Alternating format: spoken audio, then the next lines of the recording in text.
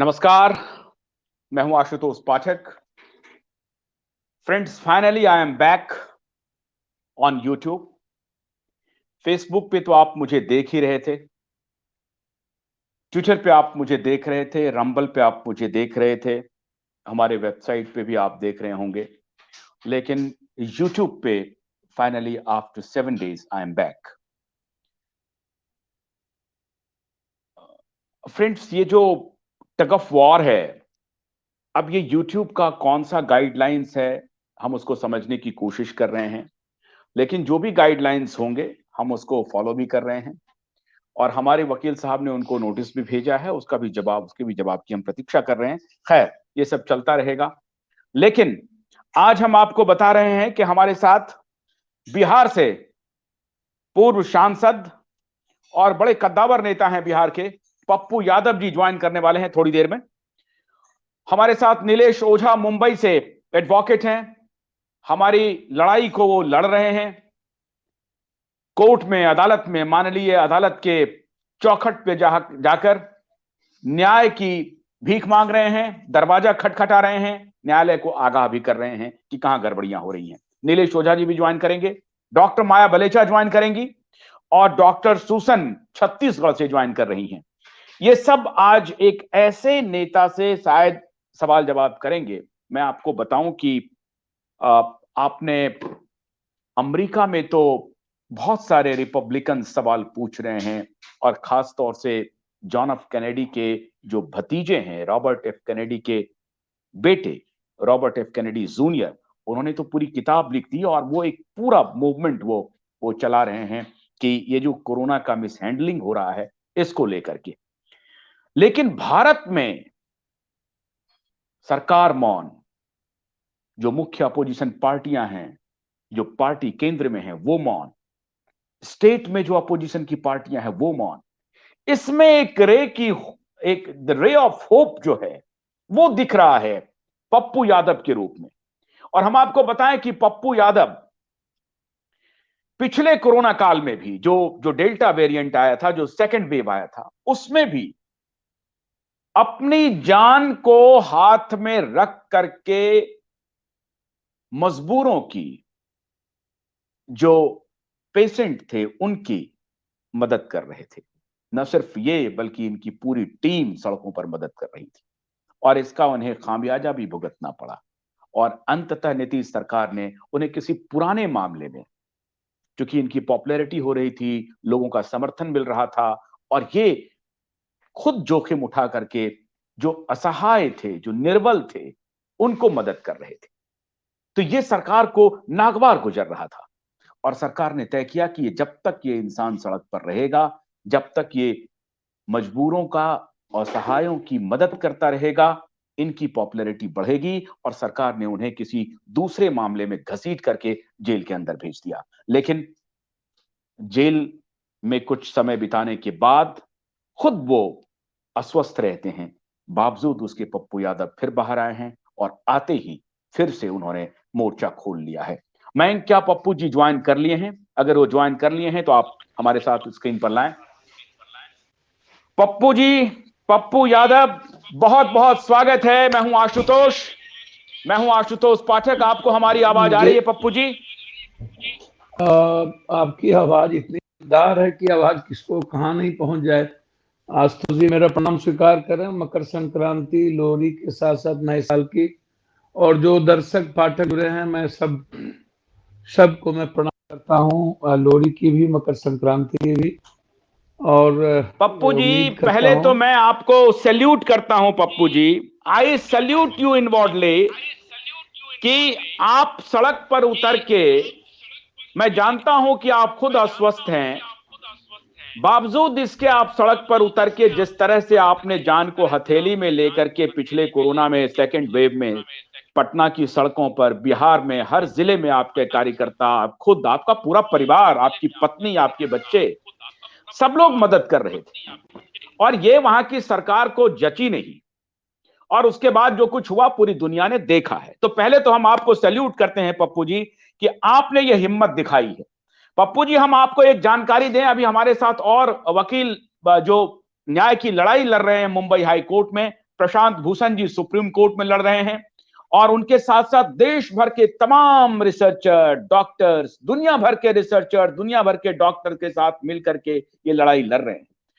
आप देखिए कि अमेरिका में जॉन एफ कैनेडी के भतीजे रॉबर्ट एफ कैनेडी ने ही रोट ए बुक कि क्रिमिनल एंथनी फॉची को लेकर के ही रोट ए बुक, और उसमें एक्सप्लिसिटली उन्होंने एक्सप्लेन किया कि कैसे कोरोना का मिस जो है वो बनाया गया है और किस प्रकार से अमेरिकी सरकार उसको मिस हैंडल कर रही है।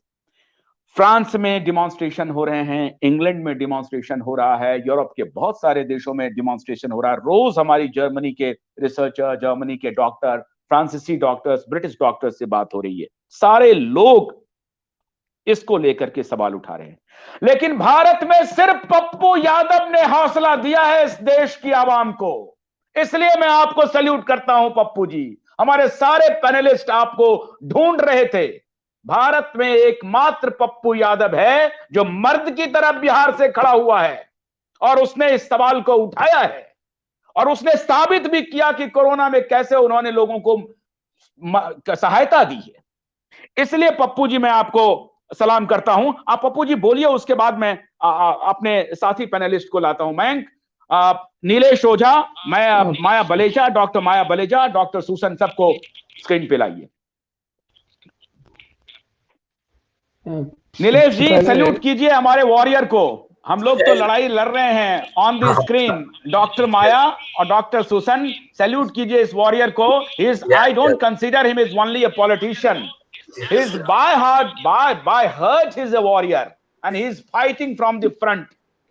जब हम लोग लड़ाई लड़ रहे हैं, साइंटिफिकली चीजों को उठा रहे हैं और हमारे नीलेश जी लड़ाई लड़ रहे हैं अदालत में, पप्पू जी एक भारत के पहले पॉलिटिशियन जिन्होंने इस कोरोना के ऊपर सवाल उठाया है।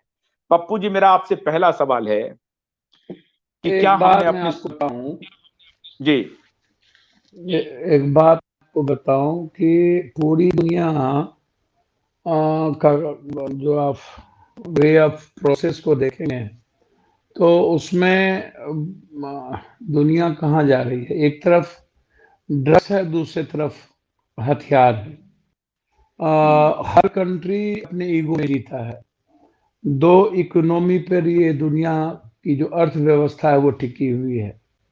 हमारा 3 हिस्सा 2 हिस्सा बजट जो बाहर की कंट्री है वो अत्यधिक, हम कितने ताकतवर हैं, जो बड़ी बड़ी कंट्रियां हैं जिसके अहंकार बहुत ज्यादा हैं, वो एक दूसरे को कमजोर दिखाने में, एक दूसरे को कॉम्प्लेक्स कितना कम उसका होगा, हीनता क्या, डर वातावरण कैसे बना रहेगा, I am the Superman, I am the super power. ये रूस हो या चाइना हो या किंगडम हो या दुनिया में कोई भी कंट्री, वो लगातार नए नए हथियारों की कैसे हम उसके सबसे नंबर 1 हो जाएं, जिसके चलते हम दुनिया के पैसे को सबसे ज्यादा एक जगह लाके खड़ा करते हैं। दूसरा जो सबसे बड़ा दुनिया में आज इकोनॉमी जो दिखता है वो है ड्रग्स माफिया। ड्रग्स में सारी चीजें आती हैं, दवाई हैं, और जो सामाजिक जीवन की, दैनिक जीवन की दिनचर्या बन गई है। हम कई तरह की चीजों को सेवन करके लाइफ को या तो सस्टेन करते हैं या फिर हम अपनी लाइफ को अंतिम करते हैं। तो दोनों जो इकोनॉमी पैरेलल है, ये कंट्री को चलाता है। WHO पर बार बार ये सवाल होता है कि WHO ने ऐसा कह दिया। अभी हम देख रहे थे, पढ़ रहे थे कि किसी ने लिख दिया कि भांग कैसे, कि किस तरीके से क्या करने से ये जो अभी तीसरा वेव आया है इसको हम कैसे रोक सकते हैं शरीर में आने से। आज ही एक बड़ा लेख निकला था। दूसरा WHO या हमारी जो सिस्टम है वो 2 दवाई को अभी कि आप कौन सी दवाई अभी लेना है और उसमें एक ही दवाई को डोज कैसे लेना है, दूसरा दवाई को नहीं लेना है। तो ये सारी चीजें, एंटीबायोटिक कब चेंज होना है, कब कौन सी एंटीबायोटिक देना है, कब किस दवाई देनी है। जो बात आप कह रहे हैं कि हमारे जो बड़े लॉयर्स हैं कोर्ट जा रहे हैं, अमुक जगह जा रहे हैं, कोई ऐसी संस्था, कोई ऐसी व्यवस्था है जो इन बड़े बड़े ड्रग्स माफिया से लेके सभी लोगों से हम प्रभावित नहीं हैं? क्या हम इस समाज के हिस्से नहीं हैं? क्या हम खाना नहीं खाते हैं? क्या हम टीवी पढ़ते हैं? क्या हम अखबार नहीं पढ़ते हैं? क्या हम हमारा रिश्तेदारी इसी समाज के किसी न किसी पॉलिटिशियन के घर में, किसी न किसी जज के घर में, किसी किसी क्या हम हमारी बेटी या हमारी बहन या हमारा बेटा या मेरा भाई या मेरा मौसा या मौसी, क्या वो दूसरे कास्टों में या दूसरे रिलीजन में, क्या हमारी एक दूसरे से शादी ब्याह हो रही है? यानी नहीं हो रही है तो हम एक ही जगह जा रहे हैं तो समाज का हिस्सा तो बन रहे हैं। अब वह व्यक्ति कौन है? यदि समाज के किसी कॉर्पोरेट घराने में है, यदि वो समाज का किसी पॉलिटिकल घराने में है, यदि ब्यूरोक्रेट्स घराने में है और हम जजेज हैं या कोई बड़े पत्रकार के रूप में है या कोई चैनल चला रहा है, तो क्या हम लोग एक दूसरे से लिंक में नहीं है? क्या हम लोग एक दूसरे के साथ किसी शादी में मिलते हैं तो शेयर नहीं करते हैं बातों को? तो क्या हमारा जो माइंड सेट है, क्या हम गॉड हैं? क्या हम एक बहुत बड़ा स्पिरिचुअल पर्सन है? क्या हम कबीर हो गए? क्या हम पेरियार हो गए? नानक हो गए? क्या हम बुद्ध हो गए? क्या हम विवेकानंद हो गए? क्या हम रविदास हो गए? क्या हम वाल्मीकि हो गए? हम हैं क्या? हम तो एक मनुष्य हैं। और आप कह रहे हैं कि हम कोर्ट जाएंगे, यहां जाएंगे, और पूरी दुनिया इसको प्रभावित करने में लगी हुई है। एक और गेम, एक एक एक छद्म युद्ध की शुरुआत हुई और उससे पूरी दुनिया को हम प्रभावित कर दिए। नेचर को जब आप छेड़िएगा एक बार, तो आप पहली बार तो नेचर को छेड़ दीजिएगा अपनी ताकत के लिए या अपने बिग पावर के लिए, बाद में आप उस नेचर को कैसे रोक? जैसे उत्तराखंड की घटना घटी या केरल की घटना घटी, 8 जिले तबाह कर दिए। या जब आप बड़ी से बड़ी घटना घटती है, जब आप कहते हैं कि हम उत्तराखंड में बहुत बड़ा डेवलप के काम करने के लिए हम चीर के देवदार को समाप्त कर रहे हैं, हम वहां पर्यटक स्थल ले जा रहे हैं, हम एक नई चीज बना रहे हैं, सारी नदी नाले को बंद करके बड़ा बड़ा घर आप शहरों के बगल में बना रहे हैं, खेती खत्म कर रहे हैं, आप जंगलों से डियर खत्म होगी, तो बाघ तो आदमी पर आदमखोर होगा। जब उनकी चीजों की जरूरत को खत्म करेगी तो वो आदमखोर होगा। तो उसी तरीके से आप जिस बात को कर रहे हैं कि हम बड़े बड़े लोग इसमें लगे हुए हैं, अब इतना बड़ा वार है, और वार करने के पीछे जो आज दुनिया को गाइड कर रहा है, जो कंट्री उसको चला रहा है, ये उसको यदि धन की जरूरत है और इतने बड़े वार की जरूरत है तो पैसे कौन देगा? ये माफिया देंगे। तो माफिया तय क्या करेगा? आएगा कहां से? एक तरफ जब आप सारी संस्थाएं हम उसी चीजों में रहेंगे तो हम तो प्रभावित होंगे ना। हम फेयर जस्टिस कैसे दे सकते हैं कोई भी चीजों को? हमें तो, मुझे जितना मेरी समझ है, जितना मैं देख रहा हूं, क्या जज के घर में टीवी नहीं होती है? जज क्या इंग्लिश नहीं पढ़ते हैं? जज क्या सोशल मीडिया नहीं देख रहा है? जिन चीजों को उनको लगता है कि हम सो मोटो नोटिस लेना चाहिए, लेते हैं, उनको नहीं लगना चाहिए, लेते। तो जजेस हमारे यहाँ बहुत डेमोक्रेसी में बहुत बेहतर हैं, ऐसा नहीं है। लेकिन आप जो बहुत फेयर बात कही कि जो चीज आप जो जितने बड़े बड़े लेख 64-64 हजार लेके गए हैं, आप अभी जिसके बारे में बोले, मैं अपनी बात कर रहा हूं, अगले बार लगभग 7,000 से 7,500 लाश हम शमशान में खुद जा करके जलाए। छोड़ दीजिए रेमडेसिविर या वेंटिलेटर या ऑक्सीजन सिलेंडर, जहां 95,000 1 लाख में मिल रहा था, वहां 750-800 हमको कहीं बाहर से मंगाना पड़ा। हर पत्रकार हर लोगों के घर में कैसे पहुंचाने की जरूरत पड़ी? या रिसीवर जहां 1 लाख में मिल रहे थे, कैसे हमें लाना पड़ा? किस तरीके से कहां से व्यवस्था किए? या वेंटिलेटर रहते हुए लोग नहीं देते थे, डॉक्टर के घर में वेंटिलेटर नहीं देते थे। तो आप उसके पहले पहली बार आया, हमारी पत्नी ने कहा कि आप घर में इन ना करें, बच्चे प्रभावित हो जाएंगे।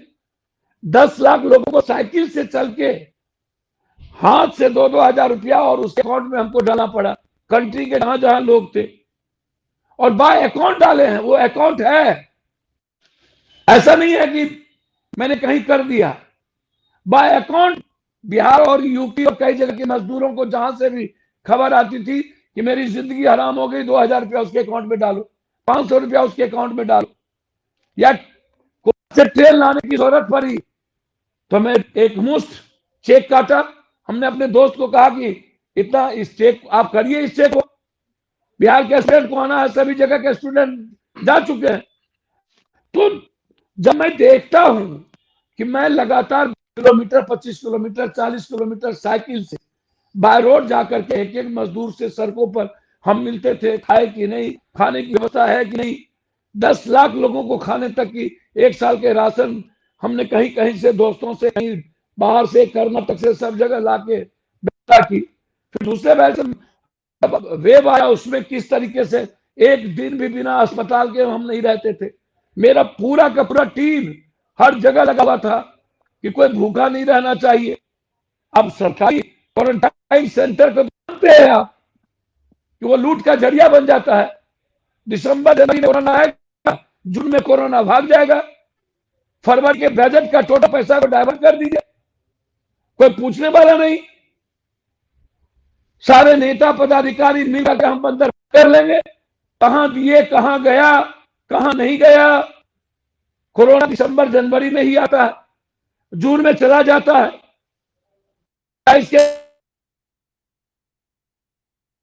इससे क्या दम्मा नहीं था, टीबी नहीं थी, इसके पहले फ्लू नहीं था, इसके पहले हैजा नहीं था, कैंसर नहीं था, एड्स नहीं था, इसके पहले डेंगू नहीं था, चिकुनगुनिया नहीं था। दम्मा जब टीबी आई थी तो दुनिया कह रहा था कि बाप रे बाप, टीबी में अब नहीं बचेंगे।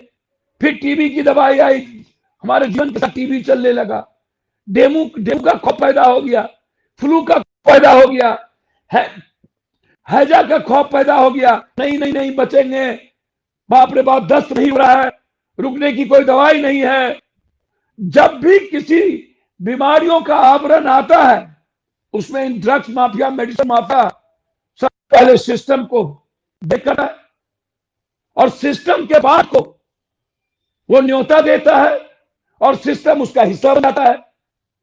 सिस्टम पैनिक पैदा करता है। बड़े बड़े जो रोल मॉडल है वो ट्वीट करते हैं, अरे भाई ठीक है, आप बीमार पड़े तो आप चुप तो रहिए, आपको खांसी हुई, सर्दी हुई, आप एंटीबायोटिक ले लीजिए, आप पैरासीटामोल ले लीजिए, ज्यादा होगा तो बड़ा एंटीबायोटिक ले लीजिए, डोलू लीजिए।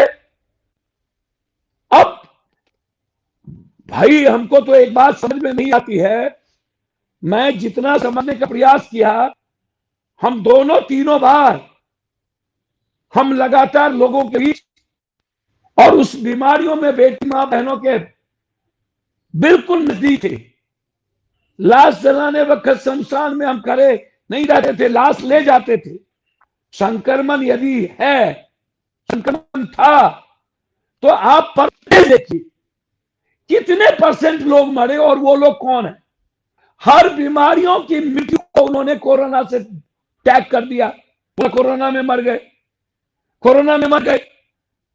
और जब कोरोना आया तो सारी बीमारी देश की खत्म हो गई और हिंदुस्तान के सारे अस्पतालों की सीट कोरोना वजह से भर गया कि ये कोरोना पेशेंट है, हम किसी को नहीं लेंगे।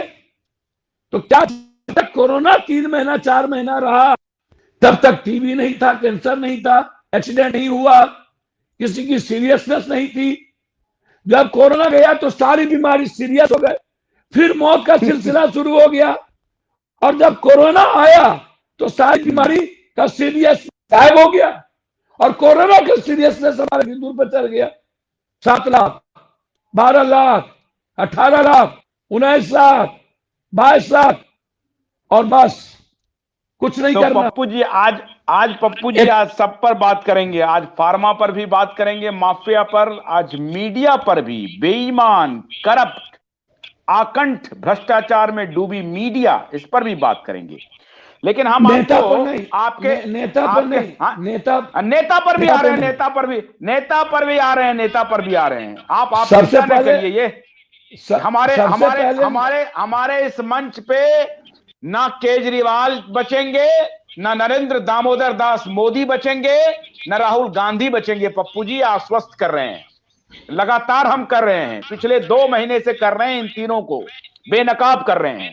बस मैं आपको खाली 2-3 चीज बताता हूं कि जो public health foundation of India है उसके बारे में आप अगर आप सुने होंगे, नहीं सुने हैं तो हम आपको जानकारी दे दें। गेट्स फाउंडेशन के तरफ से उनको बनाया गया और ये 2006 से चल रहा है सिलसिला। इसकी भी जानकारी देंगे हम आपको, हमारे वकील साहब देंगे। पहले आपके स्टेट में जो बिहार में एक प्रत्यय अमृत नाम के अधिकारी हैं, ये हैं हेल्थ सेक्रेटरी, और he himself he thinks that he is a magician, और उनको नीतीश जी जो हैं एक मैजिशियन के रूप में लाते हैं, और वो सारे आंकड़ों को बहुत बढ़िया से उसका ताना बाना बुन करके कभी बढ़ा देते हैं, कभी घटा देते हैं, कभी इधर उधर कर देते हैं। कल परसों में उन्होंने एक ऑर्डर दिया है, माननीय प्रत्यय अमृत जी ने, आई नो हिम पर्सनली। माननीय अमृत जी ने एक ऑर्डर किया है, जिस ऑर्डर में वो कह रहे हैं कि जो स्कूल में जो अब जो परीक्षा होगी 10th और 12th की, उसमें 15 से जो 18 वर्ष के बच्चे हैं उनको वैक्सीनेशन कराना है। अब ये देखिए कि नीलेश जी, जरा आप ये बताइए कि उनका ये ऑर्डर, जबकि केंद्र सरकार ने कोर्ट में एफिडेविट देकर के क्या कहा है, जरा पप्पू जी को बताइए आज कि केंद्र सरकार ने कोर्ट में क्या कहा है वैक्सीनेशन को लेकर के। इज इट मैंडेटरी और एडवाइजरी? बोलिए। देखिए, जो वैक्सीनेशन का है, पहले दिन से केंद्र सरकार का बहुत क्लियर रवैया है। वो भले ही अंदर उनके काम कुछ भी करे, लेकिन ऑन रिकॉर्ड उनका बहुत क्लियर है कि टीका पूर्णतः स्वैच्छिक है, ये वॉलंटरी है, मैंडेटरी नहीं है। उसके बाद में सुप्रीम कोर्ट के एफिडेविट में, बॉम्बे हाई कोर्ट के एफिडेविट में उन्होंने क्लियर कर दिया कि टीका न लेने की वजह से there can not be any discrimination, कोई भी भेदभाव नहीं होना चाहिए उन दो लोगों में। अब ये सेंट्रल गवर्नमेंट का ये स्टैंड हो गया क्लियर, सुप्रीम कोर्ट में, हाई कोर्ट में, सब तरफ। आरटीआई में भी कह दिया आपकी कोई भी सुविधा रोकी नहीं जा सकती।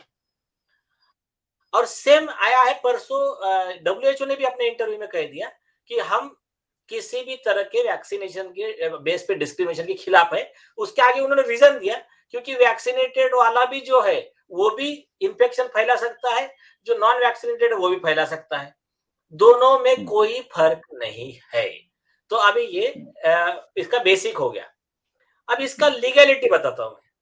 लीगैलिटी ऐसा है कि देश में डिजास्टर मैनेजमेंट एक्ट लागू है 2005, आपत्ति व्यवस्थापन स्क्रीन अधिनियम पे रखें मैं इन सबको।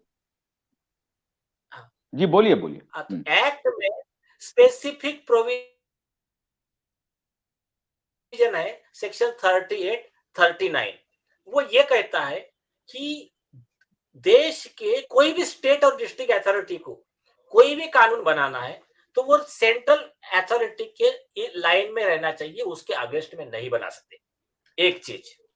दूसरी चीज, जो सेंट्रल नेशनल अथॉरिटी को भी बनाना है तो सेंट्रल गवर्नमेंट के अप्रूवल से बनाना है। और तीसरी चीज 78 सबसेक्शन 3 ऑफ एक्ट कहता है कि कोई भी स्टेट ने अगर कोई ऐसा रूल बनाया तो उस रूल को तुरंत जो सेशन होने वाला है विधानसभा का, तो both the house of legislature में उसमें रख कर उसको पास करवा कर लेना है। हाँ, तो ये तो ऑर्डर हो गया ना, ये अधिकारी का एग्जीक्यूटिव ऑर्डर हो गया, लॉ थोड़ी हो सकता है ये। तो उसको पास करा के लेना है। वो पास अगर नहीं तो आप ये बताइए कि प्रत्यय अमृत का जो ये ऑर्डर है, प्रत्यय अमृत का जो ये एग्जीक्यूटिव ऑर्डर है, वो उसमें भाषा इस तरह से लिखी हुई है कि सारे अधिकारियों को उन्होंने मीटिंग बुलाया है और कहा है कि बस आप वैक्सीनेशन शुरू कर दीजिए, लेकिन उसमें कोई मैंडेटरी, मयंक क्या उसमें कहीं लिखा हुआ है कि आवश्यक है, वैक्सीन लेना आवश्यक है? आवश्यक, मेरे पास है वो, मेरे पास है, मैं बता रहा हूँ। क्या उसमें लिखा हुआ आवश्यक है? मैं शेयर कर दे रहा हूँ। नहीं वो बता रहे हैं जी पप्पू जी। मैं आपको ये सिर्फ आपको इसलिए दे रहा हूं कि आपकी जानकारी में दे रहा हूं कि आपके, चूंकि आपके राज्य का मामला है, इसलिए। हाँ जरा दिखाइए। नहीं सुनिए, क्या है, मैं पहले वो पॉइंट कंप्लीट कर लेता हूँ कि सारे देशवासियों को काम में आएगा। तो कोई भी स्टेट अथॉरिटी अगर ऐसा कोई रूल लाती है जो सेंट्रल गवर्नमेंट के अगेंस्ट है, वो नल एंड वाइड है। और वो अथॉरिटी, स्टेट की authority, section 51 subsection B of disaster management act में उनको 1 साल की सजा है। और उस ऑफिस के जो भी सीनियर पूरे मोस्ट ऑफिसर है, इंक्लूडिंग द मिनिस्टर, वो भी लोग इसमें सजा के हकदार रहते हैं। ये इसका बेसिक लॉ है। अब इन्होंने जो निकाला है, इन्होंने इसमें मैंडेटरी कहीं नहीं लिखा है। इन्होंने क्या लिखा है कि ज्ञात हो कि उक्त परीक्षा में कोविड टीकाकरण के लिए योग्य लाभार्थी काफी संख्या में सम्मिलित होते हैं एवं कोविड-19 के संक्रमण के रोकथाम के लिए आवश्यक है कि सभी लाभार्थियों का टीकाकरण परीक्षा के पूर्व कर लिया जाए। अब ये वर्ड इन्होंने ऐसे यूज किया है, बट ये कह रहे हैं कि आवश्यक है, तो इसका मतलब इनडायरेक्ट मैंडेटरी कहना है इनका।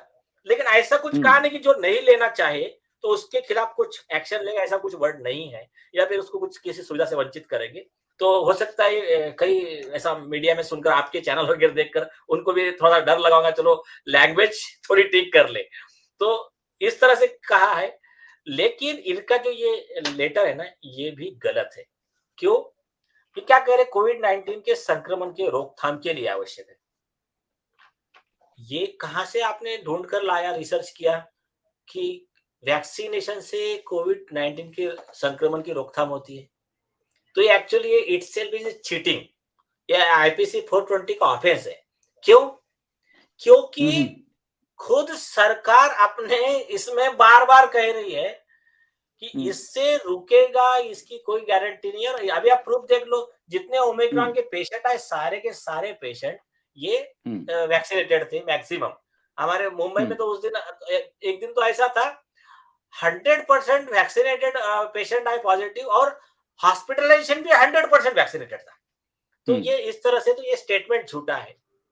और दूसरी चीज, उनके खुद के ही स्टेटमेंट्स है, उनके खुद के ही प्रूफ्स है कि वैक्सीनेशन लेने के बाद में उसकी लॉन्जेविटी जो है, आज तक इन्होंने वेरीफाई हुआ ही नहीं उनका कि कितना दिन चलता है, क्या चलता है, कुछ पता ही नहीं है उनको।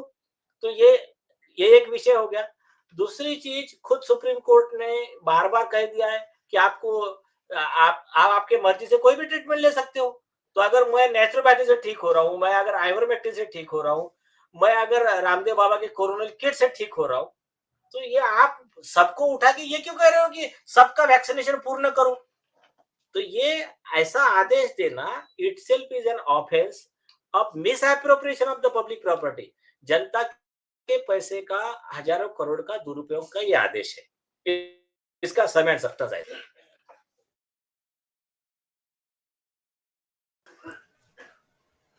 नीलेश जी, एक चीज और बताइए कि जैसे बहुत सारे लोग हैं जो ऑफिसेज में जा रहे हैं, बच्चों का तो आ ही गया है, लेकिन बहुत सारे लोग हैं जिनको ऑफिस में अब फोर्स किया जा रहा है कि आपको अगर वैक्सीन नहीं लगेगा, 2 डोज नहीं लगेगा, 3 डोज नहीं लगेगा, या सरकार की जो भी गाइडलाइन है उसके हिसाब से जो फुली वैक्सीनेटेड का डेफिनेशन है उसके अंदर आप नहीं आएंगे तो आपको काम पर आने की जरूरत नहीं है। तो इसको आप थोड़ा सा विस्तार से आप बता दीजिए। अब देखिए, ये जो ऐसा जो भी कह रहे हैं ना, वो क्रिमिनल ऑफेंस कर रहे हैं। वो खुद डिजास्टर मैनेजमेंट एक्ट के सेक्शन 51B 55 का गुनाह कर रहे हैं, वो सजा के हकदार है। सिर्फ क्या है, लोगों को इसके खिलाफ आवाज उठाना पड़ेगा, लड़ना पड़ेगा। अभी एक देखिए, सुप्रीम कोर्ट में मामला है, जैकब पुलेल जी का पिटीशन है, हमारे 30 पिटीशन है हर स्टेट से, हमने भी फाइल किया है। वो मामला 12 तारीख को लगने वाला था। अभी रजिस्ट्री की गलती की वजह से वो मैटर लगा नहीं है, हमने उस पर भी फिर से प्रेस भी भेजा है, तो मामला भी लग जाएगा। तो एक बार सुप्रीम कोर्ट का ऑर्डर आ जाएगा तो वैसे भी सबके लिए हो जाएगा। दूसरा, हमारे केस का हेयरिंग परसों के दिन मंडे को 12 बजे बॉम्बे हाई कोर्ट में। तो ये लॉ उसका बहुत क्लियर है। बेटा देखो तो सिर्फ आया अभी क्या? लोगों को उठना पड़ेगा, जागना गया। पड़ेगा कि ये इलीगल है। इसके खिलाफ आपको अगर जो मदद चाहिए है तो सारे ड्राफ्ट्स, नोटिसेस, इसके पिटीशन की कॉपी अवेकन इंडिया मूवमेंट के वेबसाइट पे अवेलेबल है। तो आप वहां से वो ले लीजिए और वैसी उसको नोटिस बना के आप भेज दीजिए उनको कि आप ये जो काम कर रहे हो गलत कर रहे हो। ये इससे जो भी आप मेरे फंडामेंटल राइट का वायलेशन होगा, मेरा जो भी नुकसान होगा, उसका कॉम्पेंसेशन देने के लिए और क्रिमिनल प्रोसिक्यूशन के लिए आप हकदार रहोगे। You will be liable for the prosecution. जी। और एक बात बताता हूँ, आपके चैनल के माध्यम से सारे देशवासी, सारे एक्टिविस्ट एक बात समझ ले कि ये जो जितने हैं, पुलिस है, मजिस्ट्रेट है, जज है, सुप्रीम कोर्ट है, प्राइम मिनिस्टर, सारे लोग ये हमारे सेवा के लिए बनाए गए सिस्टम है। सिर्फ हमको इनको कैसा यूज करना, ये अगर टेक्निक मालूम है तो ये सब हमारे लिए है।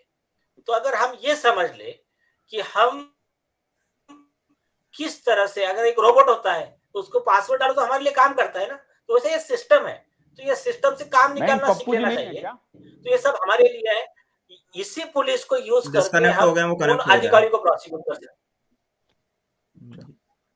इसी पुलिस को यूज करके हम उसी डॉक्टर को प्रोसिक्यूट कर सकते हैं, इसी पुलिस को यूज करके हम उसी पुलिस वाले को भी प्रोसिक्यूट कर सकते हैं, जज को भी प्रोसिक्यूट कर सकते हैं, इसी कोर्ट को यूज करके हम करप्ट जज को सजा भी दिला सकते हैं। तो हमको सिर्फ इतना आना चाहिए कि ये सिस्टम को कैसा यूज करना, और उसके लिए एक छोटा सा बेसिक लॉ का नॉलेज जरूरी है। लेकिन जो सबसे इंपॉर्टेंट चीज है वो है एक मासेस, पब्लिक का अवेयरनेस जितना ज्यादा उतना अन्याय कम। अगर लाइट लग जाए तो अंधेरा अपने आप हट जाता है। तो ये पापी शक्तियां, नेगेटिव एनर्जी, ये ऐसे ही वीक हो जाते हैं, ये जो अगर लोग अवेयर हो जाए तो। और उसमें मीडिया का भी बहुत बड़ा रोल रहता है। तो आप जैसे एक्टिव लोग जितने ज्यादा बढ़ेंगे उतना वो लोग बैकफुट पे आएंगे। पप्पू जी वापस जुड़ गए हैं। पप्पू जी आप थोड़ी दिक्कत हो रही थी। अब हम सीधे अपने सवाल पे आते हैं पप्पू जी, अब इधर उधर की बात नहीं करते। हमें यह बताइए पप्पू जी कि क्या बात है कि सारी राजनीतिक पार्टियां चुप हैं, अकेला पप्पू यादव को यह बात समझ में आ गई।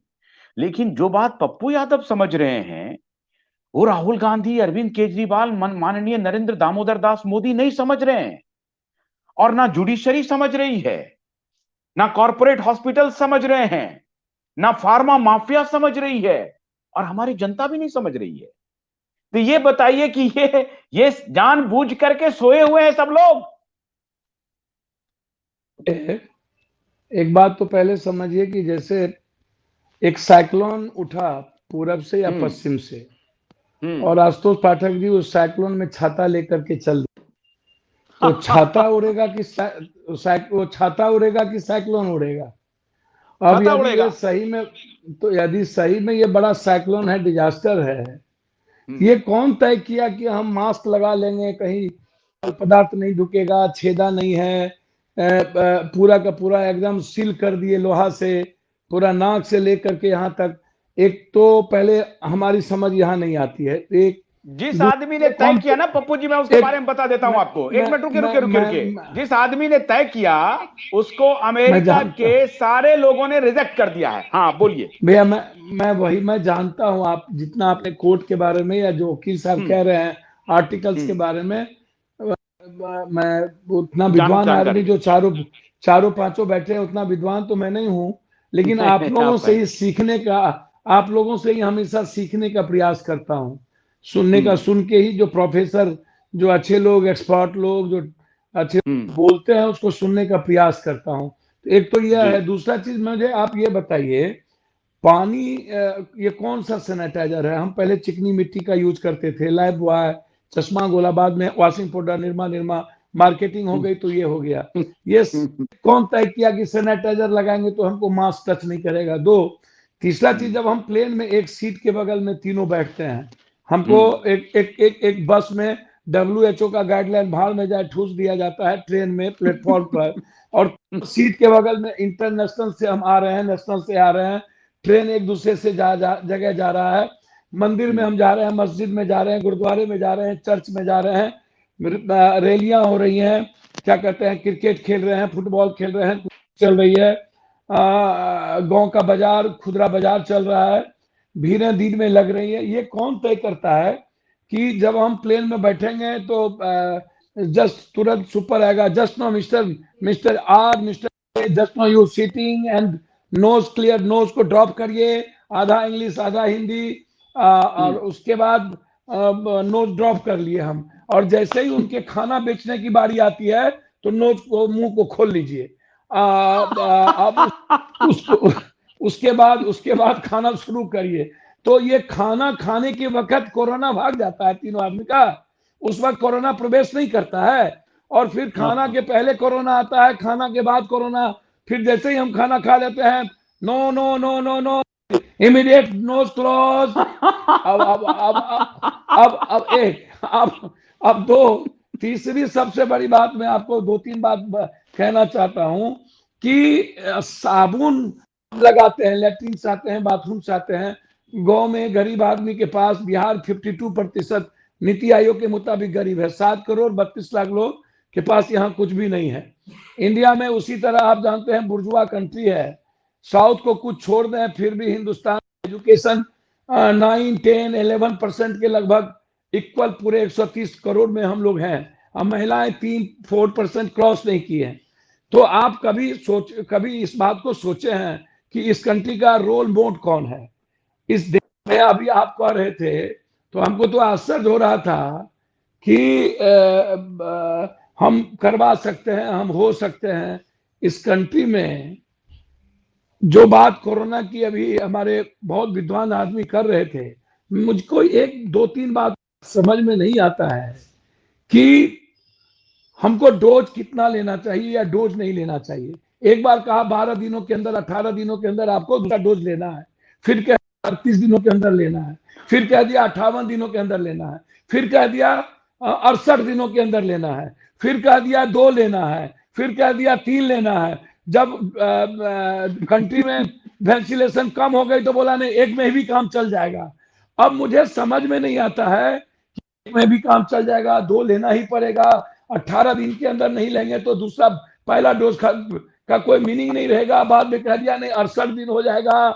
तो एक कंफ्यूज कंट्री, एक ऐसी कंट्री, आप सबसे बड़ी बात आप ये समझिए कि इस कंट्री में कोई रोल मॉडल नहीं है।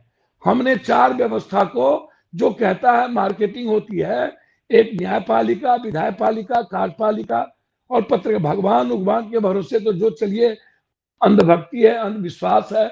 हमारे ही भरोसे 150 ईटा, 70 करोड़ के हीरा, 300-350 करोड़ रुपया हमारे ही अंधभक्ति के कारण आज अकूट एक जगह ग्लोबलाइजेशन है, कंप्लीट एक जमा है। आप उन चीजों को छोड़ दीजिए। मेरा कहना बहुत क्लियर है कि आप जिस नेताओं के बारे में बात करते हैं उन नेताओं से कभी आपने ये नहीं पूछा कि जितने लोग मरे इसके पहले क्या अन्य बीमारियों में, एक्सीडेंट में या कई सारे संक्रमण की स्थिति में, कैंसर में, टीबी में क्या नहीं मरते हैं? दूसरी चीज, जो नेता पदाधिकारी आज ट्वीट कर रहे हैं, क्या 1 महीना पहले किसी बीमारी का वो ट्वीट कर रहे थे? क्या जून के बाद फिर वो ट्वीट करेंगे? तीसरी चीज, यदि अभी एड्स हो जाएगा नेता को तो क्या वो ट्वीट करेंगे कि हमको एड्स हो गया? खांसी हो जाएगी, पॉजिटिव हो जाएंगे, जब एड्स होगा तो बीवी को भी नहीं बताएंगे कि हमको एड्स हो गया। लेकिन वो कहते हैं कि मैं इसीलिए ट्वीट कर देता हूं कि हम पब्लिक मेरे यहां नहीं आवे। अब हमको 1-2-3 बात समझने की जरूरत है। इसको समझिए कि एक तरफ मजबूरियां, एक तरफ गलतियां, एक तरफ कंप्लीट रूप से जनता के साथ हम कटल होकर के जनता की जुबान को उसको डरा कर लॉकडाउन के नाम पर या एक कानून के नाम पर कि हम अपनी गलतियों को कितना सेव कर सकते हैं, हम अपने जिम्मेदारी से कितना भाग सकते हैं, हमारी अकाउंटेबिलिटी जो जनता ने तय की है संविधान ने, या मेरी जो डेमोक्रेसी है, आप भी जानते हैं, दुनिया जानती है, मैं जापान नहीं हो सकता। मैं दुनिया में एक दिन निर्णय राष्ट्रपति को रिजाइन करना पड़ा, मेरे यहां पूरी कंट्री मर जाएगी फिर भी कुछ नहीं होगा जनाब, क्योंकि हमारे यहां हमारे नेताओं ने यह कह दिया है ये हम नहीं करते हैं, ये भगवान करता है, ये तुम्हारी किस्मत में लिखी हुई थी, तुम्हारे भाग में लिखा हुआ था, तुमको लड़ना नहीं है, हम तुमको 2 किलो चावल दे रहे हैं, कोई दिया? हम तुमको 4 किलो चावल दे रहे हैं, कोई किया? जनता को लगता है चलो कोई मर रहे थे, कोई जिंदगी दे तो दी, सांस दे दिया, हमारे ही टैक्स का पैसा, हमारा ही बजट, हमारा पैसा, जनता के लिए नेता ऐसे अवसर पर पूरी बजट का पैसा पदाधिकारी नेता और सिस्टम लूट लेती है और उसमें से थोड़े से हिस्से जो ये जो रस बनता है, रस के ऊपर जो फ्लो होता है, उसका हिस्सा रस के बगैर हम परोस देते हैं जहर खाने के लिए या अन्य चीजों के लिए, और जनता को ये समझा देते हैं कि हम आपके लिए क्वारंटाइन किए थे, वहां पर हमने आपको खिचड़ी चोखा की व्यवस्था कर दी थी। हम, मेरी बात सुन रहे हैं? जी मेरी जी बात सर, सुन जी रहे सर, जी जी सर, मैंने बिल्कुल सुन रहे हैं। मैं खिचड़ी चोखा की व्यवस्था कर दी थी, एक तो पंखा लगा दिए थे, बिना कीड़ा और सांप छुछुंदर वाला बाथरूम तुम्हारे लिए बना दिए थे। कोई किया तुमको? भारत के महान नेताओं ने किया, क्योंकि इन व्यक्ति को एक तरफ डराना भी है और एक तरफ जनता को मूर्ख, बेचारी जनता जो 500 रुपया या दारू पर अपनी डेमोक्रेसी को जिंदा रखा हुआ है, 10,000 20,000 रुपये पर एमएलसी लोग, वार्ड सदस्य, मुखिया जी का वोट लेते हैं, पढ़े लिखे लोगों। 20,000 एजुकेशन में जो चुनाव लड़ते हैं एमएलसी, राज्यसभा, वो 4 लाख में वोट लेते हैं। हम एमएलए रहेंगे तो हम 40 लाख रुपया लेंगे तब वोट देंगे। तो जिस कंट्री में ऊपर से नीचा जिसका ईमान भी, जिसकी जमीन ना बचे, जो तथा कथित बौद्धिक लोग हों, रियल में इंटेलेक्चुअल विवेकानंद के तरह नहीं, अब्राहम लिंकन के तरह नहीं, यूसुफ जई मलाला के तरह नहीं, स्वयं सू के तरह नहीं, डॉक्टर अब्दुल कलाम के तरह नहीं, तथा कथित जो बौद्धिक लोग हैं, जिन्हें भला लोग बनने का बड़ा शौक है, अच्छे लोग बनने का शौक नहीं है, हम चुपचाप रहें, हम ना बोलें, और डरा हुआ अभाव में जीने वाला यह पूरा भारत, हम बुराई के खिलाफ नहीं लड़े, हमको अच्छाओं के साथ खड़े नहीं रहना है, हमें मिटाने की दम ना हो, हमें डर पैदा किया जाता है, हमें लड़ना चाहिए, वहां डराया जाता है। सर एक हमें सवाल फाइट करने की जरूरत। सर एक सवाल आपसे मैं पूछना चाहता हूँ कि जी हमारी इकोनॉमी बहुत दर्द में चली गई थी और ऐसे ही बहुत सारे देश हैं, और कोरोना जब आया तो बहुत सारे देशों की सरकारों ने बोल दिया कि कोरोना आ गया, इस वजह से ये हुआ है। और जब सर कोरोना आ गया उसके बाद भी आप देख रहे हैं कि कोरोना काल में बहुत सारे प्रदेशों में इलेक्शन भी हुए, और सर बहुत सारी एवं राज्य सरकार और सेंटर की भी सरकार अपने अपने हिसाब से जब प्रचार करना होता है तो वो नियम लागू कर लेती है या हटा देती है। तो सर ये जो है, और इसके बाद आप जब लोगों में मैसेजिंग करते हैं कि आप अपना गाइडलाइन फॉलो कीजिए, गरीब आदमी जो रोड पे निकल रहा है उसको पुलिस वाले डंडा मार रहे हैं, 2,000 रुपए का चालान काट दे रहे हैं, वैक्सीन नहीं है तो उसको काम पे नहीं जाने दे रहे। तो सर ये तो पूरा एक मतलब माहौल बना के रखा है कि हम सर अपने हिसाब सर से ये तो सर पॉलिटिकल सर वॉर है। हाँ सर, अगले बार बंगाल में चुनाव था तो कर्फ्यू नहीं लगी, कोरोना नहीं लगा, और इस बार बंगाल में चुनाव नहीं है तो सबसे पहले कर्फ्यू लग गई। और मुझको एक बात समझ में नहीं आता है कि 11 बजे से 5 बजे जब जनता नहीं निकलती है तो कोरोना का पोस्टिंग हो जाता है, कर्फ्यू लगती है। दूसरी बात, होटल को हम रोक देते हैं, प्लेन में खाते हैं, अन्य जगह खाएंगे, सब कुछ लेंगे। मैं यह आपसे कह रहा हूं, एक तथाकथित दिल्ली में पढ़े लिखे सभी जगह के लोग हैं, अरविंद केजरीवाल ने यह समझ लिया है कि हमें अपने फेस वैल्यू को, परसेप्शन को कैसे लोगों के बीच ठगना है। हाँ जी लड़ूंगा जी, हाँ करूंगा जी, हाँ गंद फैल बंद कर दूंगा जी। ये झूठा पॉलिटिशियन है। ये झूठा आदमी है। मैं अरविंद केजरीवाल झूठा है, मैं आपको बता रहा हूं। सर ये झूठा आदमी है। सर हाँ बोलिए। आशुतोष जी, हाँ आप अगले बार देखे होंगे अमित शाह या नरेंद्र मोदी बच्चों से खेल रहे थे, बंगाल में मास्क नहीं थी। आप हमको एक बात बताओ, अगले बार मैं थोड़ा सा अलग हट के बोल रहा हूं, आपके ये जो आईटी सेल है, ये जो बड़ा कंप्यूटराइज सिस्टम है, उसने 2 लॉकडाउन में यह मूल्यांकन किया, वर्ल्ड में सबसे ज्यादा इंडिया, लगभग 92% लोग बैठ करके पॉर्न देखे हैं। अब मैं आपसे, उसमें यह भी है कि कौन नेता और कौन कितने बड़े पूंजीपति ने कब किस वक्त किन चीजों को अपने मोबाइल के द्वारा यूज किया है। अब आपको आश्चर्य होगा जनाब, आप जो बात पूछ रहे हैं, अभी हमको कुछ लोगों ने कहा कि पत्रकार लोगों ने, पत्रकार से हमको बचा लीजिए किसी तरीके से।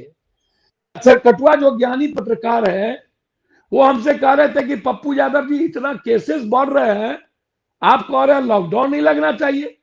हमने उनसे कहा कि ये केसेस बढ़ कैसे रहे हैं, मानक तय कर रहा है, जांच कौन कर रहा है, लैब किसका है, उसको लीक कौन रहा है, जांच दे कौन रहा है।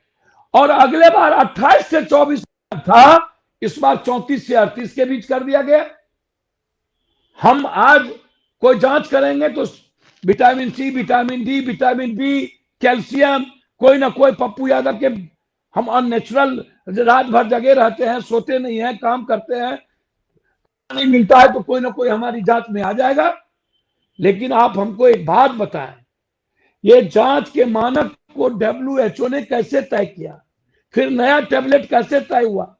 तो मैंने कहा जांच तब तक मत, आप डॉक्टर से सलाह लीजिए, और उस डॉक्टर से सलाह लीजिए जो आपको सही सलाह दे, जो कंप्लीट सिस्टम का हिस्सा बन गया हो, उससे आप सलाह ना लें। दूसरी बात, मैंने कहा ठीक है मैं कोरोना पेशेंट हो गया, मैं मान गया कोरोना पेशेंट हो गया, तो आप CCTV कैमरा लगाइए और आप बाहर उसके परिवार को भी देखने की इजाजत दीजिए, क्या इलाज हो रहा है इसको दुनिया को भी देखने दीजिए। और यदि कोरोना से लोग मर जाते हैं तो आप पोस्टमार्टम मेडिकल बोर्ड के द्वारा कीजिए, ये कोरोना से लोग मरे हैं, मुझे 10 तरह की बीमारी पहले से है, और उसके बाद जब मैं जाता हूं तो हमको कोरोना पॉजिटिव बना करके 7 लाख 12 लाख बिल बना करके या तो मार दिया जाता है, या निगलेंसी बरत करके यदि मैं मर जाता हूं तो पन्नी में लिपेट के हमको कोरोना कह के बिना किसी हाय तौबा के लोगों के भीतर डर पैदा कर दिया जाता है कोरोना में मर गए, अब तुम्हें ऐसे जलाने की जरूरत नहीं है, गाइडलाइन ये कहता है। तो ये सारी चीजें पब्लिक तो तय नहीं कर रही है, तय कर रही है सिस्टम। सिस्टम को चलाता कौन है? नेता। ये डेमोक्रेसी को चलाने वाले वो लोग। और इन नेताओं को चलाता कौन है? पैसा। इन्हें पैसा चाहिए, इन्हें कॉर्पोरेट घराने से सब कुछ मिलता है, ऐशो आराम की जिंदगी। तो यदि इन्हें सब कुछ किसी मुट्ठी भर 2-4 लोगों से परसेंटेज से मिल रहा है तो पब्लिक को कैसे बनाया जाए, उसके लिए इन लोगों ने एक गाइडलाइन बनाया, और उस गाइडलाइन को फॉलो करने के लिए इन लोगों ने एक हिटलर शाही रूल पैदा किया। खौफ, एक तरफ खौफ, पैनिक, अरे बाप रे बाप, जज साहब हो गए। अब जज साहब सबसे पहले वर्चुअल शुरू कर देते हैं, सबसे पहले घर का शीशा लगा लेते हैं, सबसे पहले कोर्ट बंद कर देते हैं, सबसे पहले वो तय कर देते हैं कि आप क्या कर रहे हैं, गाइडलाइन फॉलो नहीं हो रही है। अब जब पब्लिक को डर ना हो सरकार का, तो आपको ऑर्डर ले लेना है कोर्ट के द्वारा, ताकि पब्लिक को यह कह सके मैं तो आपका हूं, कोर्ट ने गाइडलाइन दिया है, कोर्ट ने ऐसा कहा है, मुझे तो करना पड़ेगा हर चीज। ये लोग बड़े तरीके और चालाक आदमी हैं, धूर्त हैं। पूरी सिस्टम नहीं तो जनता के, भारत की जनता को पप्पू जी बेवकूफ समझती है। आपकी बातचीत से पप्पू जी ये लग रहा है कि अब सब कुछ कंप्रोमाइज हो चुका है, जुडिशरी से लेकर के पॉलिटिकल एग्जीक्यूटिव तक, ब्यूरोक्रेसी तक। मीडिया तो पहले ही बिकी हुई है, मैं बहुत जोर दे करके बोल रहा हूं, मीडिया बिकी हुई है। और जो डॉक्टर फ्रेटर्निटी ने जो अपराध किया है इस बार, अपने आप को कंप्रोमाइज करके, भ्रष्टाचार का इतना बड़ा दृष्टांत उन्होंने दिया है जो पूरी कम्युनिटी एक बार बेशर्मसार है। डॉक्टर माया आपसे कुछ पूछना चाहती हैं और डॉक्टर सुसन भी, उसका थोड़ा जवाब दीजिए और आगे इसको कैसे बढ़ाया जाए इस मूवमेंट को, इसके लिए हम लोग मूवमेंट कर रहे हैं। This is not a television show. ये भारत बहुत बड़े क्राइसिस में है। हमने अपने सोवरेनिटी से समझौता कर लिया है। हमारी संप्रभुता गिरवी हो चुकी है फार्मा माफिया के हाथों, माफिया के हाथों, बिग टेक जाइंट के हाथों। तो डॉक्टर माया, आप what is your question, what would you like to ask doctor Pappu Yadav ji? Maya ji पूछिए, आप कहां हार रही हैं और कहां जरूरत है पप्पू जी की? नहीं, मैं क्योंकि जो भी आज लड़ रहे हैं, जैसे अवेकन इंडिया मूवमेंट में है, दूसरी जगह, ये बस विज्ञान के अंदर ढूंढ रहे हैं। आप अपनी जो कॉमन सेंस से बात कर रहे हैं पप्पू जी कि हाँ हम खाते हैं तो कोरोना चल, तो मैं सबको कि अब हंस के ये सब लेने का समय नहीं रहा है। इसके सामने लड़ने के लिए सिर्फ विज्ञान में हम खोए रहेंगे कि कौन से वैक्सीन में कौन सी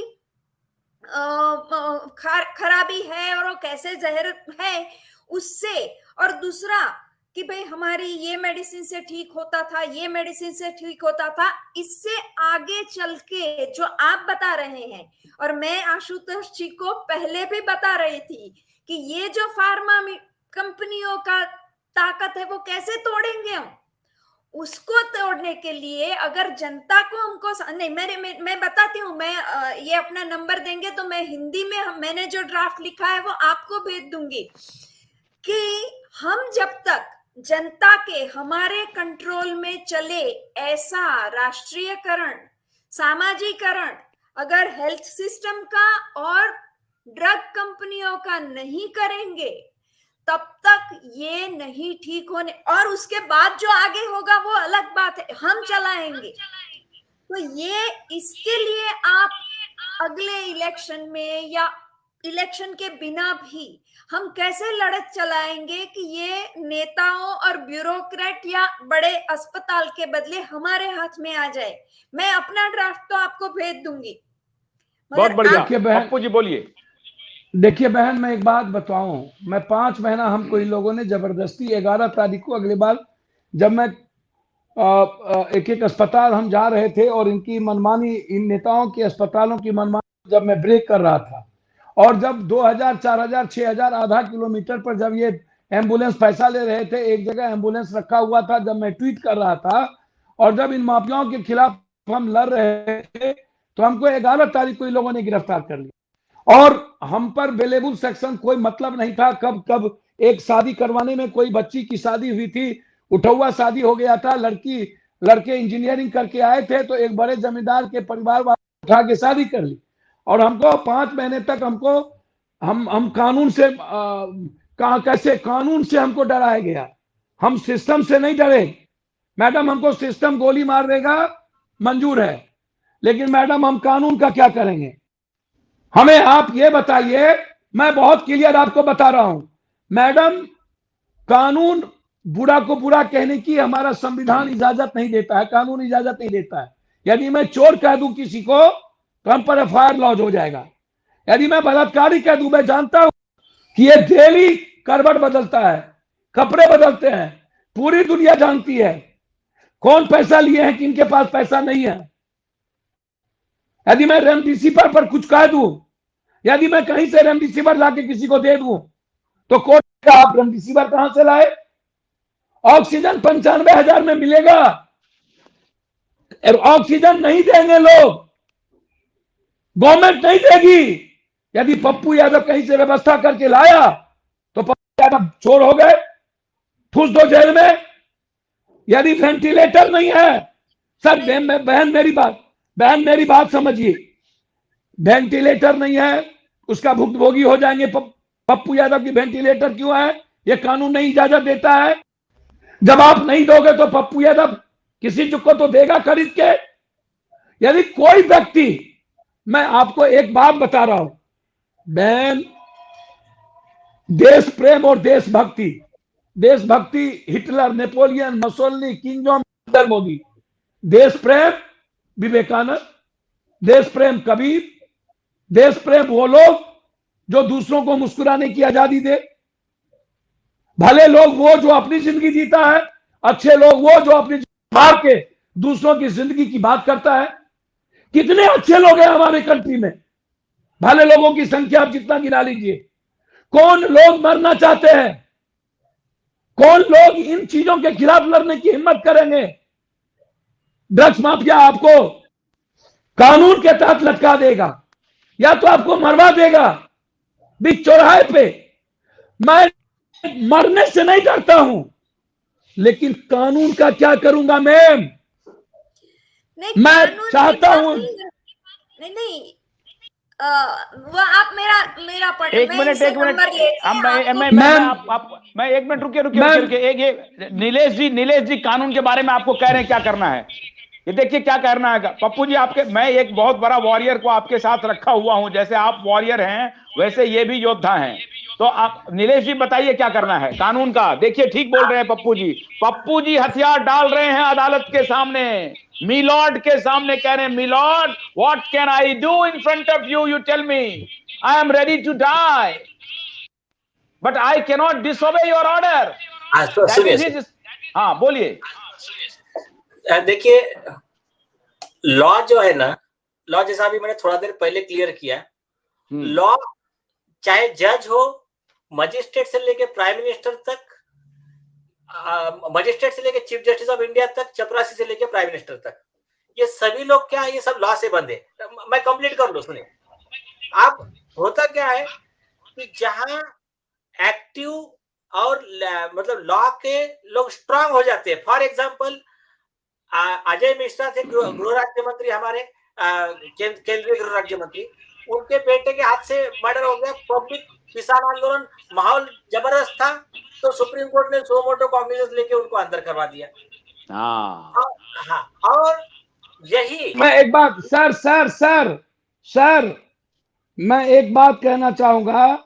मैं 1%, देखिए मैंने आपको पहले भी कहा कि 2, 4, 5, 10, 20% हमारे ऐसे जस्टिस हैं जिस पर अभी भी थोड़ा सा ट्रस्ट और विश्वास की बात हम कर सकते हैं। लेकिन यदि मैं होल जस्टिस की बात करूं, ये लगातार 30-40 सालों के अंदर आप उसको देखने का थोड़ा प्रयास करिए। सरकार अपने पर्दे के पीछे रख करके कोई भी जजमेंट कोर्ट से लेती है, चाहे वो रोजगार में हो, चाहे आरक्षण में हो, चाहे किसी भी निर्णय में हो, चाहे किसी संवैधानिक चीजों में हो। भारत का कानून मिडिल क्लास और कॉमन लोगों के लिए लगभग नहीं रहा है। भारत का कानून हमेशा ताकतवर लोगों को रेस्पेक्ट किया है, व्यवस्था को रेस्पेक्ट किया है, मजबूत संस्थाओं के रेस्पेक्ट किया है। आपकी बात सर यदि मैं आज ड्रग्स माफिया, मैं यदि आपको कह दूं कि मैं ड्रग्स माफिया के खिलाफ लड़ना चाहता हूं, उसकी हिम्मत नहीं है पप्पू यादव को चैलेंज करने की। लेकिन मेरा परिवार कहता है कि कानून के दायरे में रह के बात कीजिए आप, क्योंकि कानून आपको लाइन लांघने नहीं देता है।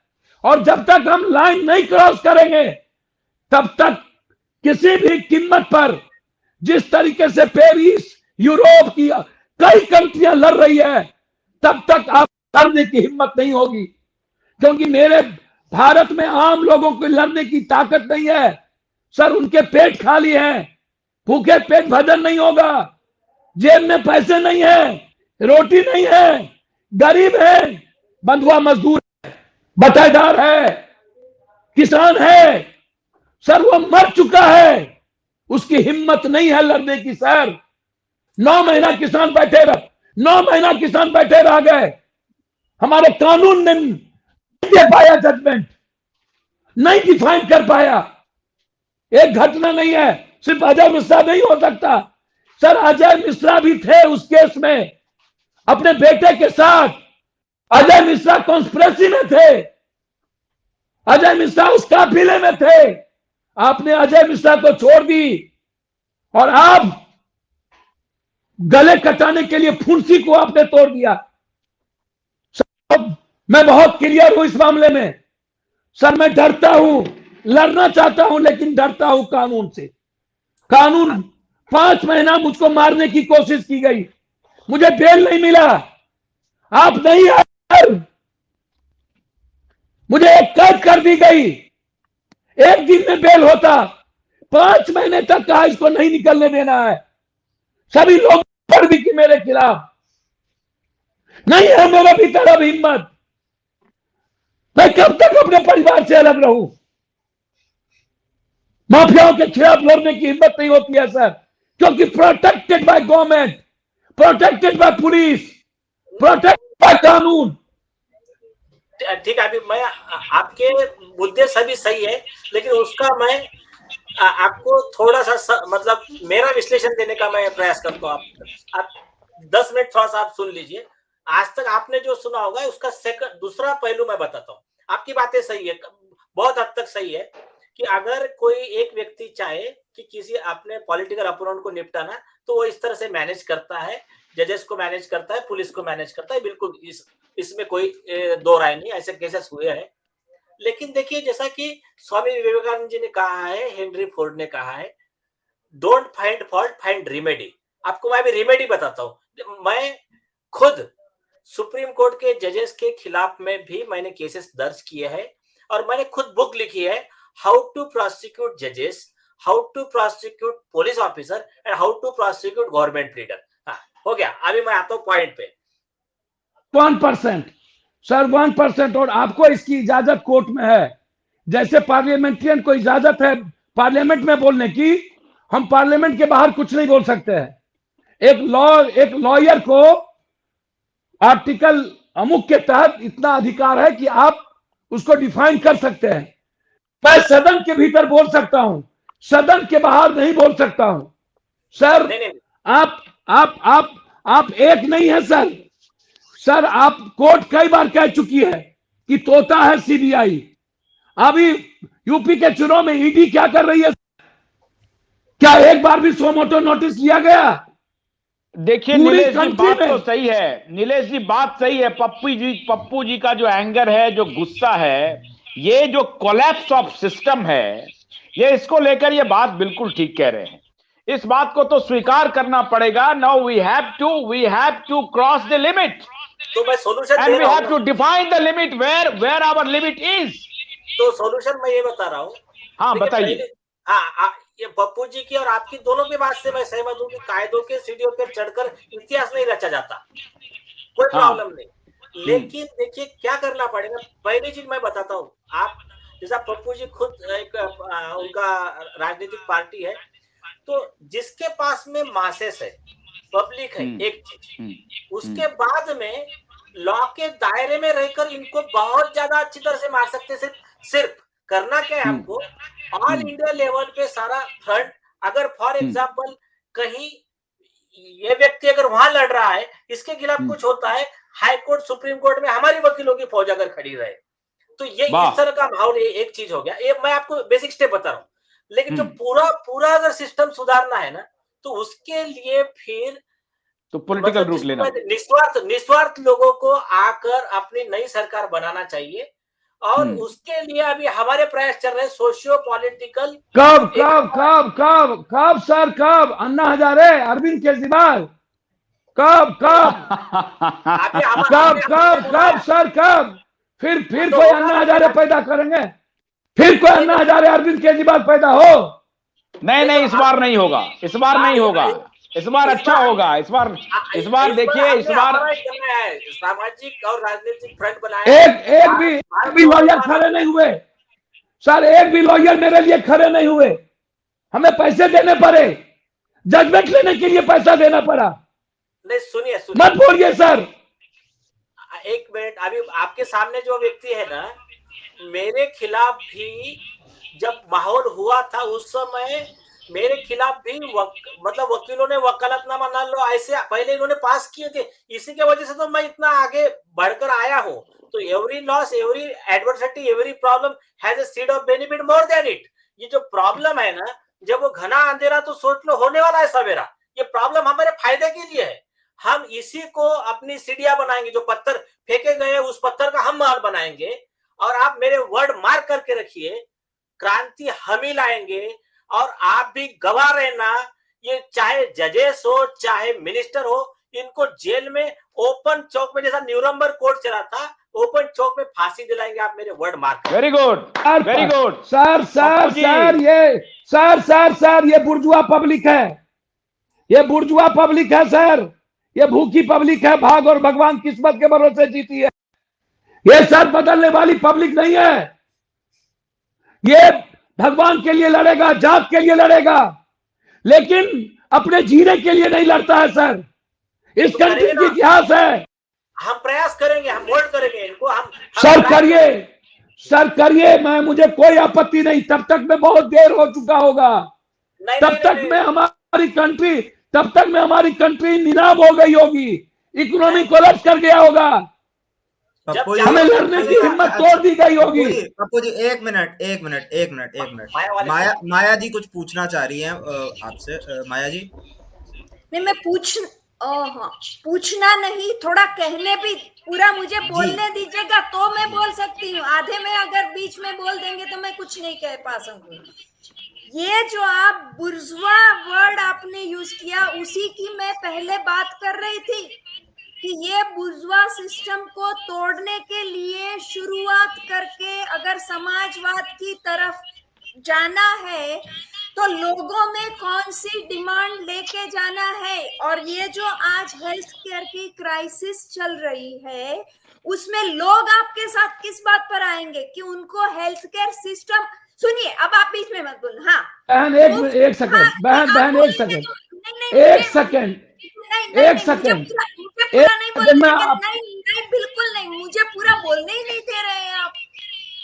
बहन, अर्थ युग में और रोजगार के युग में आप समाजवाद की कल्पना नहीं कर सकते, नहीं हो सकता। ये अर्थ युग है, ये अर्थ युग है, रोजगार चाहिए लोगों को। तो ये अर्थ युग, मैं वही बोल रही हूँ कि आपको अगर मुफ्त दवाई और अच्छी दवाई लोगों के लिए चाहिए और ऐसे कोरोना जैसे स्कैंडल, भ्रष्टाचार नहीं चाहिए कि ये जो दवाई की कंपनी आप बोल रहे थे ये कॉर्पोरेट के हाथ में बिके हुए नेता है, वो सब नहीं चाहिए, तो उनके हाथ से लेके पब्लिक के हाथ में ये दवाई की कंपनियां, ये हॉस्पिटल्स नहीं देंगे तो कैसे होगा, ये मुझे बताइए।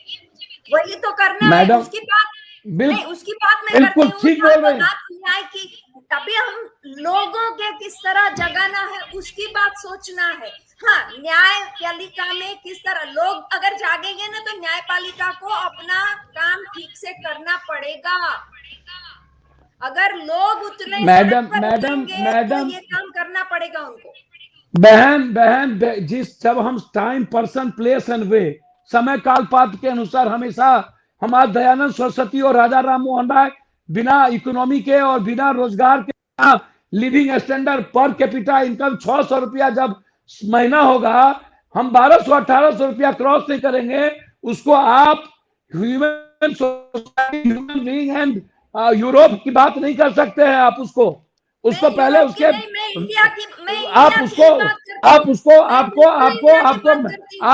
आपको मैम भूखे पेट भजन नहीं होगा। हम क्रांति नहीं कर सकते हैं। पहली डिमांड उनको मुफ्त में दवाई और अच्छी दवाई मिले, वो, क्योंकि अगर इंसान बेरोजगार है या तो कम मैम बिल्कुल, मैं तो पूरे साल की सेविंग तो चली जाती है एक बीमारी में, तो उनको समझाओ कि भाई ये पहले हमको मुफ्त और अच्छी दवाई वाले दवाखाने, हॉस्पिटल चाहिए। मैम ये बात तो नेता चुनाव के 10 दिन पहले, 1 महीना पहले बस फ्री कर रहे हैं, हवा फ्री कर रहे हैं, बिजली फ्री कर रहे हैं, सब कुछ फ्री कर रहे हैं। मैडम नेता कर ही रहे हैं, मैडम जितना बड़ा जो झूठ बोलता है वो उतना जितना टीवी दिखाएगा, चैनल दिखाएगा। मैडम जब तक ये बड़ा कॉर्पोरेट चैनल, ये बड़ा मीडिया घराना इन झूठों के साथ रहेगा, तब तक आप इंडिया का तब तक आप इंडिया का भला नहीं कर सकते। बहुत बढ़िया, ये बहुत ही बढ़िया बात आपने कही, ये बहुत बढ़िया बात कही, यही बात मैं कहना भी चाह रहा था। अब बहुत देर से डॉक्टर सुसन एक्टिविस्ट हैं, देखिए छत्तीसगढ़ से, बहुत मेहनत करती हैं, बहुत लड़ाई करती हैं। पप्पू जी आपको बल्कि कॉम्प्लीमेंट करना चाहती हैं। सुसन कुछ बोलिए, बहुत लंबा वक्त हो गया है। सुशन कुछ बोलिए। नीलेश जी आप रुके रहिएगा। सुशन पूछिए अब क्या रास्ता हो सकता है, बताइए। आज तो पप्पू जी ने लाइन लिया है और आप लोगों को आंदोलित किया है। ये तो मीडिया को, हम भी मीडिया के साथ, मीडिया के खिलाफ खड़े हैं और ये भी खड़े हैं, और हमें इस बेईमान मीडिया के खिलाफ मोर्चाबंदी करनी ही पड़ेगी। इस बेईमान जुडिशरी के खिलाफ भी मोर्चाबंदी करनी पड़ेगी। बेईमान पॉलिटिकल बिरादरी के खिलाफ भी मोर्चाबंदी करनी पड़ेगी। बेईमान ब्यूरोक्रेसी के खिलाफ भी मोर्चाबंदी करनी पड़ेगी। I am not going to bow down myself sir. मैं तो डरने वाला नहीं हूं, मैं डरने वाला नहीं हूं। मैं पप्पू जी के साथ खड़ा हूं, इस मुद्दे पर खड़ा हूं। और बाकी ज्यादातर मुद्दे पप्पू जी ने जो कहा है वो सारे मुद्दे पर मुझे लगता है इमोशनली, भावनात्मक रूप से भी हमको लगता है कि एक नागरिक को सोचने की जरूरत है। और जो डॉक्टर माया ने कहा है कि हाँ नेशनलाइजेशन होना चाहिए, बिल्कुल होना चाहिए। ये कॉर्पोरेट घरानों के हाथों में हम लोग खेलते जा रहे हैं। सुजन बोलिए, डॉक्टर सुजन बोलिए। जी बिल्कुल, मैं बोलना चाहती हूँ कि अभी तक जो हम लोग बात कर रहे हैं उसमें चिंगारी है, उसमें भड़क हो गई है, और ये इसको कहते हैं अंडरस्टैंडिंग ऑफ द प्रॉब्लम। हम लोग जो समस्या उसको बहुत अच्छे से समझ, इतने दिन से हम लोग समझ के आ रहे हैं, सारी समस्या हम लोग के सामने खुली हुई है। हाँ, हमारे अंदर चिंगारी भड़कनी चाहिए, वो भड़क गई है। अगला स्टेप में हमको घुसने का पूरा प्लानिंग होना चाहिए। इसलिए मैं वापस कह रही हूँ, दो टाइप का आंदोलन होता है। एक है आंदोलित आंदोलन, भड़कना चाहिए। दूसरा है अवरोहित आंदोलन, जिसमें हमें पूरी प्लानिंग करनी चाहिए। ये दोनों के दोनों साथ में चलना चाहिए, और इसके लिए बहुत कुछ तैयार हो चुका है। प्लेटफॉर्म कैसे तैयार हुआ है मैं आपको बताती हूँ।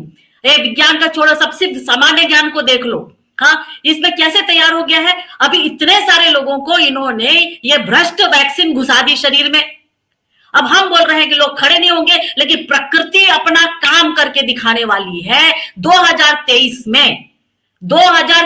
में सिर्फ उन्हीं लोग बचे रहेंगे जिन लोगों को वैक्सीन नहीं लगा है, या जिन्होंने वैक्सीन को मतलब डिटॉक्स कर दिया है। बाकी लोगों को खड़े होने के लिए पूरा का पूरा मिलेगा। पूरा जुडिशरी सुधरेगा, सब चीज सुधरेगा। यह है दूसरा नंबर का स्टेप। अभी चिंगारी भड़क रही है, आप अपना भड़ास निकाल लो, लेकिन अल्टीमेटली सोल्यूशन तो होना ही है। यदि जुडिशरी खराब है तो जुडिशरी को ठीक करना पड़ेगा। यदि आज की तारीख में जो ढोंगी ना ढोंगी, वो नंगे हो चुके हैं। अब ये इनका नंगापन जो है सबके साथ में मिलकर सबको दिखाने की जरूरत है। तो सुशन जी, डॉक्टर सुजन ये बताइए कि नहीं, हम तो प्रधानमंत्री नरेंद्र दामोदर दास मोदी जी के बारे में बोल रहे हैं।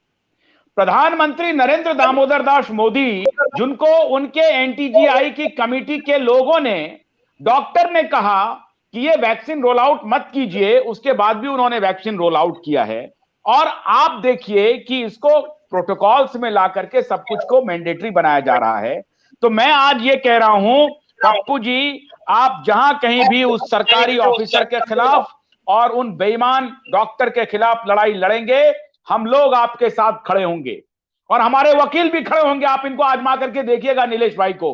नीलेश जी आपके साथ खड़े होंगे। नीलेश जी, पप्पू जी, अब ये फाइनल वर्ड हम आपसे चाहते हैं। सर ये देगा और बंदे कर देगा तब क्या क्या क्या करें क्या? नहीं, बंद नहीं करेगा पप्पू जी, बंद नहीं करेगा। एक किस्सा बताता हूँ मैं, एक केस बताता हूँ मैं। क्षमा चाहूंगा, मैं कहीं दवाई के एक जगह जाना है। नहीं, बस बिल्कुल आप जा सकते हैं। आपने हमारे लिए समय निकाला, बहुत बहुत शुक्रिया आपका। हम आपकी इस लड़ाई में, जो हम लड़ रहे हैं, आप सड़क पर लड़ रहे हैं, आपको सैल्यूट, आपको बधाई। हमारी पूरी टीम आपके साथ रहेगी। अगर आपके साथ सड़क पर ज्यादती होगी, हम उठाते रहेंगे इस बात को। बहुत बहुत शुक्रिया पप्पू जी। प्रणाम। नीलेश जी बताइए आप। नीलेश जी बताइए, उसके बाद क्लोज करेंगे। जेसिका लाल जो मर्डर केस था ना, वो एक बेस्ट एग्जांपल है। चाहे पप्पू जी हो या कोई भी लोग, जो लोग ऐसा निराश हो जाते हैं, उनके लिए एक सिंपल एग्जांपल बताता हूँ। उसका जो उसको मर्डर कर दिया गया, और जो तथाकथित बड़े बड़े नेताओं के बेटे वगैरह थे, बिजनेसमैन के बेटे थे, उन सब आरोपियों को पुलिस मैनेज हो गई, नीचे के जज ने भी ठीक से केस नहीं चलाया और एक्विट कर दिया उनको। तो ये रेगुलर हो रहा है। लेकिन उस केस में क्या हुआ, कुछ लड़कियों ने कहा यार, बोले ये तो अन्याय हो गया, ये तो सब ओपन मर्डर था ये। तो उन्होंने उसके प्रोटेस्ट में जंतर मंतर पे मोमबत्ती जलाई। फिर पहले दिन 2, 4, 5, 10 आई, उसके बाद में कुछ दिन के बाद और बढ़ गए और लोग। आए। फिर मतलब मर्दों को भी शर्म आने लग गई, बोले यार वो लड़कियां लड़ रही है, चलो हम भी चलते हैं। फिर वो माहौल बढ़ गया। उस माहौल का फायदा क्या हुआ, बिना किसी ने अर्जी लगाए हाईकोर्ट ने सुओ मोटो उसका संज्ञान ले लिया, एक्विटल खुद ने फाइल करके ले लिया और उसमें केस चलाकर सबको सजा दिया, उम्र कैद की सजा दिया। और जिस पुलिस हमें होप नहीं लूज करना चाहिए। हाँ, तो जिस पुलिस अधिकारी ने किया था उनको भी उसमें सजा दिया। तो एक छोटा सा एग्जांपल है। तो और कुछ अगर इंडिया के परिप्रेक्ष्य में देखना है तो आप अजय देवगन का हल्ला बोल मूवी देखिए, उसमें इसी पे मूवी बनाया, उसमें बताया है कि किस तरह से कैसा माहौल बन जाए तो जज कोर्ट अपना फैसला बदल देता है। तो हमको सिर्फ ऐसे जागरूक लोगों का अगर एक संगठन बन जाए, अभी तो बाय गॉड बहुत अच्छी तरह से बन गया है कि एक अन्याय कहीं हो और देश में 1 लाख आवाजें उठ जाए, नहीं चलेगा। बहुत बढ़िया, very good, very good. Corrupt जज की औकात नहीं है। मैं यहाँ ओपन बोल रहा हूँ, चीफ जस्टिस ऑफ इंडिया भी है ना, तो भी जेल में जाएगा, लॉ वैसा ही है। बस जीरो टॉलरेंस, जीरो टॉलरेंस रखना पड़ेगा हम लोगों को। हम लोगों को ईमानदारी के रास्ते पर चलते रहना पड़ेगा। ईमानदारी और सेक्रीफाइस, ये दोनों डिमांड करेगा ये मूवमेंट, ईमानदारी भी और सेक्रीफाइस भी, त्याग भी। हाँ जी नीलेश जी बोलिए। आपको आपका 10 हर आदमी को 10% समय और 10% आपका आमदनी इनकम साइड में रखना है देश के लिए। तो आप बाद में आप देखना एक ऐसा समाज बन जाएगा कि मतलब कुछ don't see who is right, see what is right. कौन सही है ये मत देखो, क्या सही है देखो। ये जो हमको दुकानदारी करके वो हिंदू है ये मुस्लिम है, उससे हमको कोई लेन देन नहीं। अन्य जिस पर भी हो हम उसके साथ में खड़े हैं, जिसने किया उसके खिलाफ खड़े। ऐसा समाज अगर बन जाए ना तो फिर ये होगा ही नहीं। तो फिर वो चाहे मीडिया रहे चाहे ये रहे, लॉ बहुत स्ट्रिक्ट है। सिर्फ लोग अगर, और अभी क्या हुआ है, एनर्जी बिखरी हुई है। हाँ, मतलब एनर्जी को इकट्ठा करना है। हाँ, तो अभी समझ एक समझ बस है बंद पड़ी है, आधे लोग इधर से धक्का दे रहे हैं, आधे लोग इधर से धक्का दे, हिलेगी ही नहीं। सब लोग एक दिशा में आकर उसको जब धकेलेंगे, पुश करेंगे तो वो आगे जाकर फिर वो चालू होगी। तो ये इस तरह से है, हमने एनालिसिस कर लिया है और हमने भारत नवनिर्माण अभियान नाम का सोशियो पॉलिटिकल एक फ्रंट बनाया है। इसमें सारे देश से ऐसे ही सब समझदारी लोगों को लेके बहुत खूब। और हाँ, और हमारा एकदम क्लियर है, ये नियम है, ये सिस्टम है, इस हिसाब से काम करो। प्राइम मिनिस्टर कोई भी बने, हमको प्रॉब्लम नहीं, क्योंकि ये सिस्टम है। लोग बोलेंगे नहीं चाहिए हमको प्राइम मिनिस्टर, इसमें कमाने का कोई चांस है ही नहीं। नहीं, आपसे नहीं होता तो आप हट जाओ, हमारे लोग कर लेंगे। बिल्कुल ठीक है, very good, very good, very good, very good Nilesh ji, बहुत फैंटास्टिक। हम आपके इस पूरे अभियान के साथ हैं।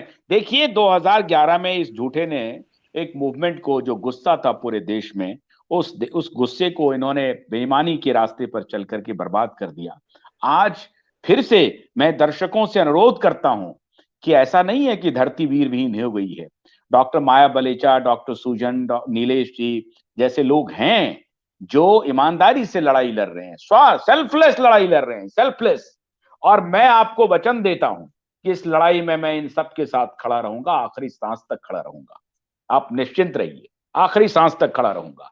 और हमें इस बेईमान धूर्त मीडिया से भी लड़ाई लड़नी रही वो पड़ेगी और हम लड़ेंगे। तो सुजन आज बहुत ज्यादा बात नहीं कर सके और डॉक्टर माया आपसे भी बात नहीं कर सके। हमने आज पप्पू जी को बुला लिया था इसीलिए, लेकिन वो पॉलिटिकल मूवमेंट को कर रहे हैं, हमें उनका समर्थन करना चाहिए क्योंकि वो अकेले पड़ गए थे बिहार में, और जैसा नीलेश जी ने कहा इसलिए हमने उनको समर्थन किया। मैं दर्शकों को बताना चाहता हूं कि कल हमारे साथ संभव था, कल हमारे साथ 7:30 बजे प्रशांत भूषण देश के जाने माने वकील होंगे, उनसे हम बात करेंगे इसी मुद्दे पर कि कहां पर क्या हो रहा है और क्या सरकार हमारे साथ नाइंसाफी कर रही है, और सरकार को हम जरूर बाखबर करेंगे। तो आप सबका बहुत बहुत शुक्रिया, मैं आपका भी शुक्रिया।